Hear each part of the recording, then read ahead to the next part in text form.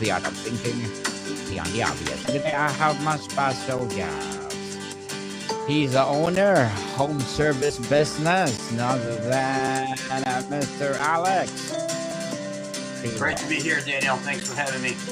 Welcome, Mr. Alex. And can you please introduce more about yourself that I missed?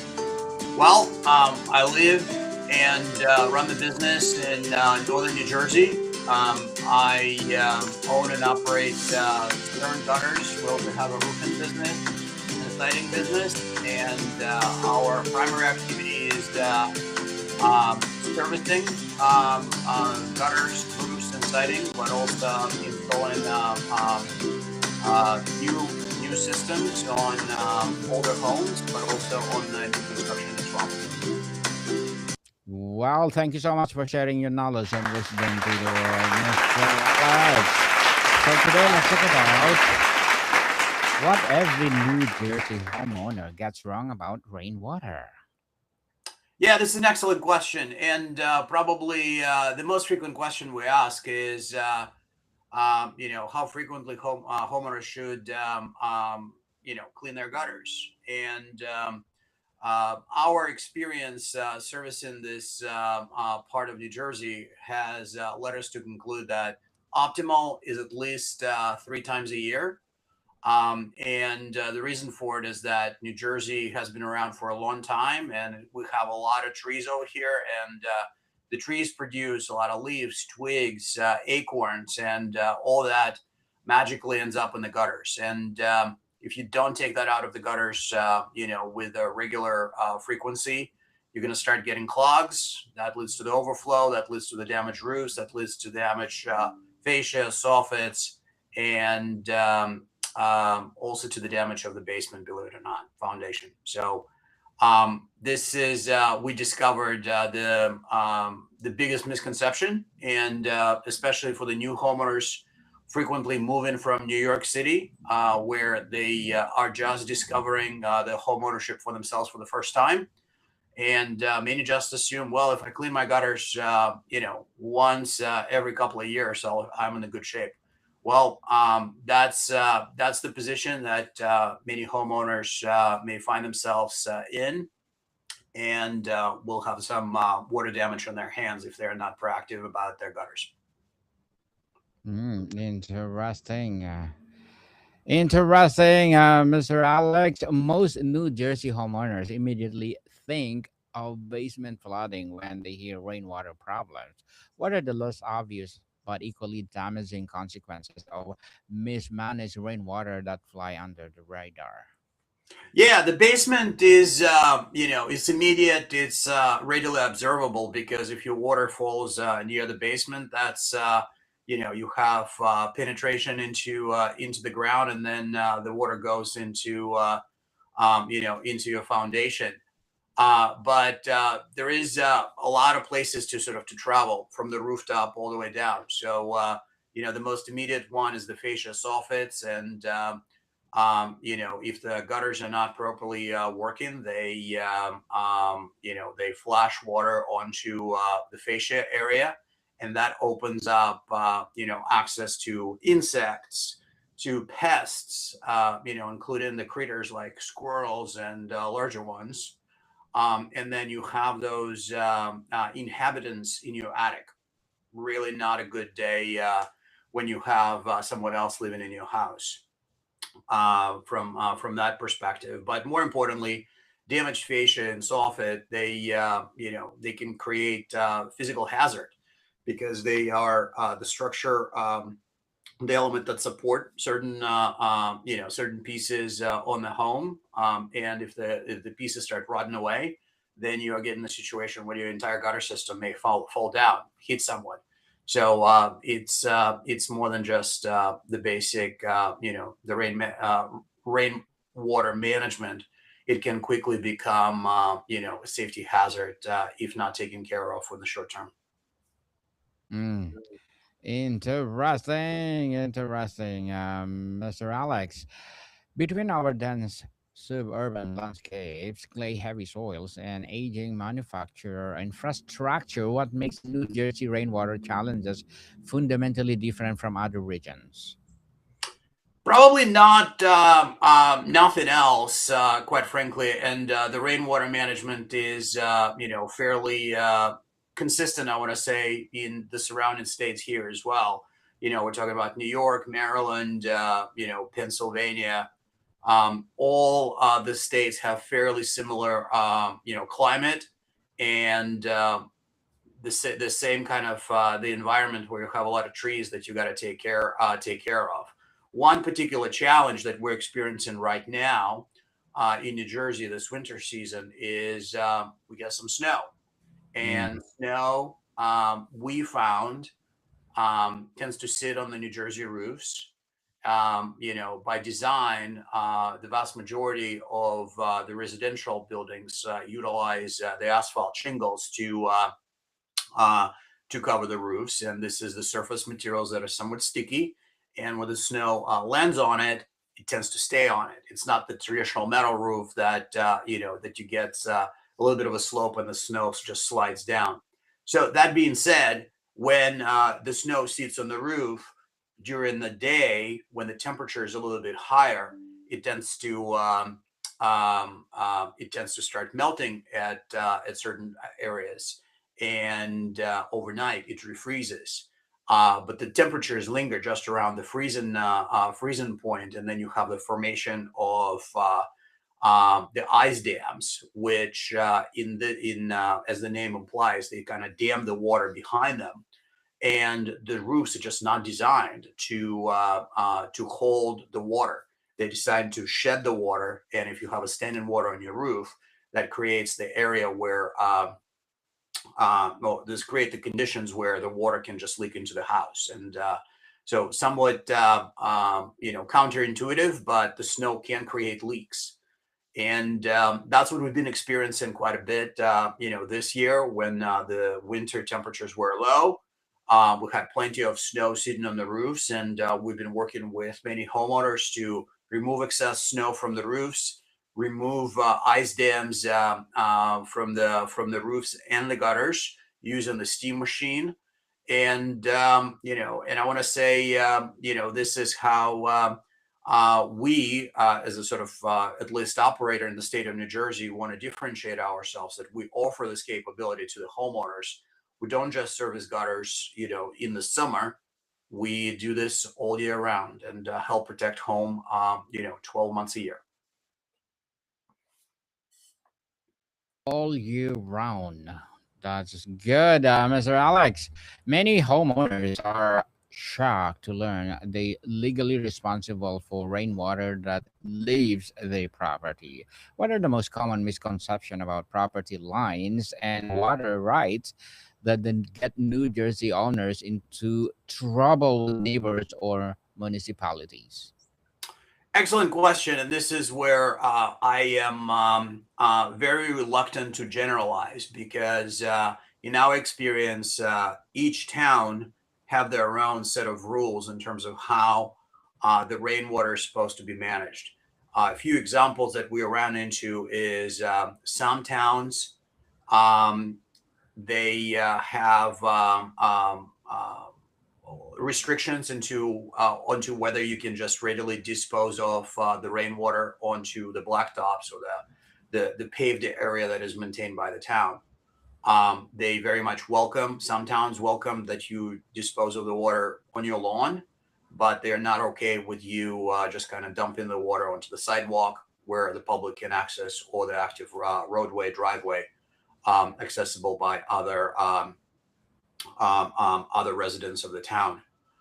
We also found that some towns very much welcome, if you, as a matter of fact, put the rainwater into the underground pipes and run those underground pipes and connect them to the town's managed stormwater system. So much bigger pipes, much more sophisticated systems. But some towns are very much welcome in this type of effort, and some would require you to get a permit to actually plug into it. So my recommendation to the homeowners is talk to towns where you live, get sort of guidance from them as much as possible. And some towns have very specific permitting requirements when it comes down to doing any gutter or underground stormwater drainage system installations. In our experience, most gutter work does not require permitting, but at least in New Jersey. But some towns may have specific requirements where this permitting application scope stops and the new one begins. So it's always a good idea to check with towns before beginning any work. We often grade everything away from the house seeking instant runoff. How does creating a moat around the homes actually contribute to bigger problems downstream and degrade our own soil health?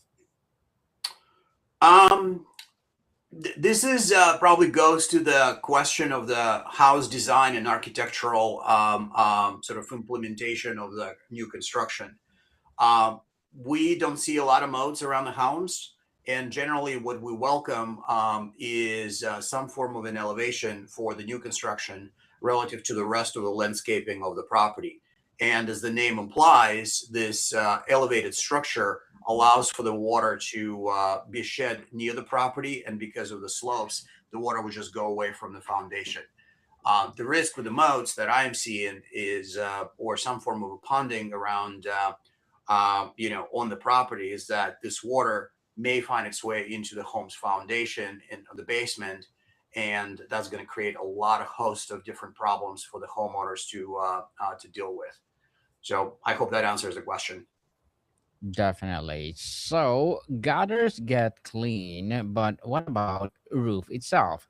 How does the roof design, material, and even a pitch on addition or dormers create unexpected waterfalls that undermine solutions on the ground?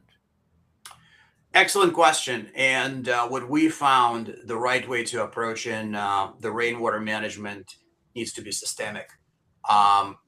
We see a lot of service providers. Well, we do roofs only, we do gutters only, we do sidings only.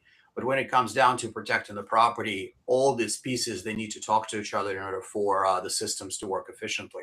And that's what we are hoping to bring to the homeowners, is that our systemic approach to rainwater management would help address some of these issues.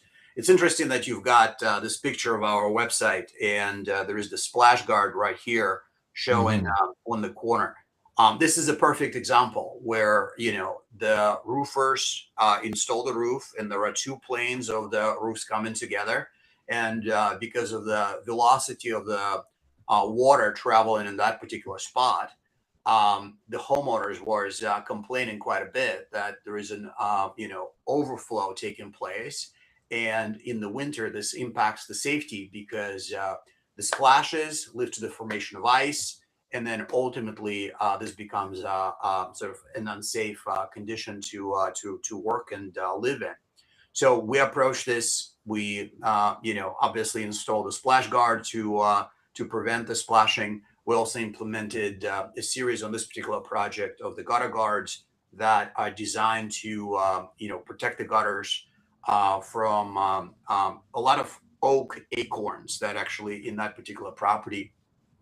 So we eliminated the hazard of the debris accumulating in the gutters, and pretty much the gutters become useless. So systemic thinking about the overall roofing and rainwater management system is, in our experience, a better way to approach and solving the issues.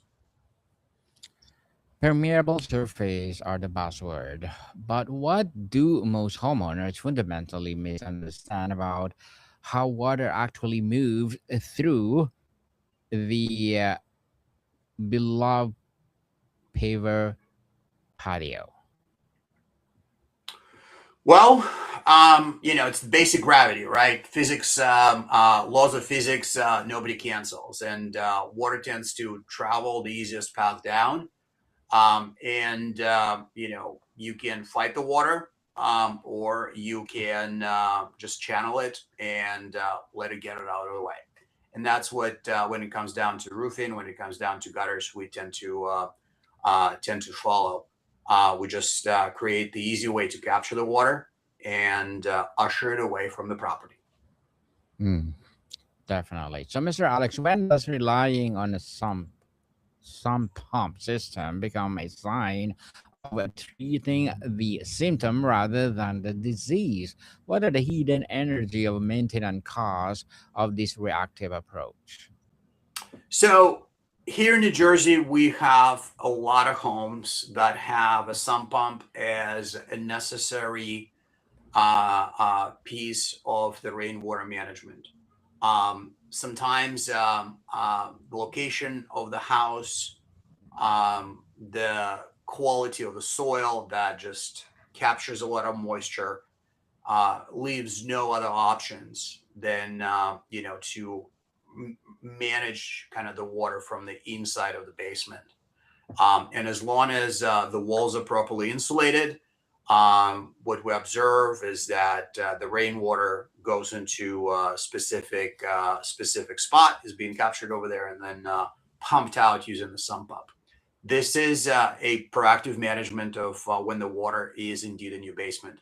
Sometimes it's unavoidable, but sort of one thing that you want to do if this is the property that you got is just to make sure that the sump pump works properly and the water that is being pumped out is being delivered way outside of the foundation perimeter so that it doesn't find itself back into the house. So this is what we often work with homeowners to make sure that their sump pumps are connected to the water discharge that is being away, that takes the water far away enough from the foundation, or even connected into the town's stormwater management system if the town is okay with that. Mm. So, Mr. Alex, the New Jersey rain intensity shift. Data shows rain events are becoming more intense. How should this change our design standard for things like gutter sizing, French drain capacity, and the swale dimensions right now? Excellent question. And as a company, we made a decision several years ago to be proactive in terms of this change or shift in the weather patterns. We rarely, this day and age, advocate or recommend 5-inch gutters, which used to be a standard of installation, I want to say 20 or 30 years ago. And we tend to go straight to the 6-inch gutters. The 6-inch gutters, they are obviously about an inch wider, about an inch deeper than the 5-inch. They have significantly larger outlet, and all that enables to handle about 50% more water by volume when taken in the water during the rain. So when the rains hit and they're intense, the 6-inch gutters tend to take on obviously much larger water volume and help protect the home better. So this has been our major shift in how we recommend homeowners take a proactive stance in managing this change in weather. Mr. Alex, to wrap up our discussion for today, if you could get every New Jersey homeowner to do just one thing differently in the next year to transform their relationship with rainwater, what would have the highest impact for the less or for the least effort? Clean, keep their gutters clean. This is amazing how this little activity has so much impact. We've been told by many realtors and many house professionals that gutters is one of the highest leverage devices that you can use to keep the long-term asset value intact. So it's an investment, no question about it. But making sure that the gutters are there, they're working properly, is the huge lever that every homeowner can easily pull. And maintaining them, cleaning them, have some professionals taking a look at them, especially after severe winters like this, is a great way to make sure that the next rain season is a pleasant one for the homeowner and not a source of stress. Indeed. So, Mr. Alex, can you please invite our listeners to support your business, your advocacy, or whatever projects that you're doing right now? Oh yes, we absolutely welcome any homeowner that resides in the northern or central New Jersey. We service all these areas, and we can be found at sternguttersnj.com. We also are on social media with the tag Stern Gutters NJ, and we can be reached at 973-298-0767. Mr. Alex, I have one more question. What is your Please. response to the homeowner who says, "I've been here 20 years and my basement is dry"? What are the failing to account for about changing climate and aging systems? Well, I want to say that homeowner's basement is dry yet. Yep. It's Yes. if the gutter system hasn't failed, it hasn't failed yet. And but at the same time, the homeowner may be doing a lot of things that we do not know. Maybe he or she is cleaning their gutters regularly. Maybe they are maintaining them properly. They're getting them inspected every year so that they are proactive in terms of how they are managing their rainwater. So, good on them that that their basement is dry and their gutter system appears to be working. And we can always offer a second opinion if they're interested, or if they are experiencing some issues. We'd love to have a conversation about how we can be helpful. Mr. Alex, thank you so much for your time. Thank you, Daniel, for having me. Pleasure. More job people. See you soon.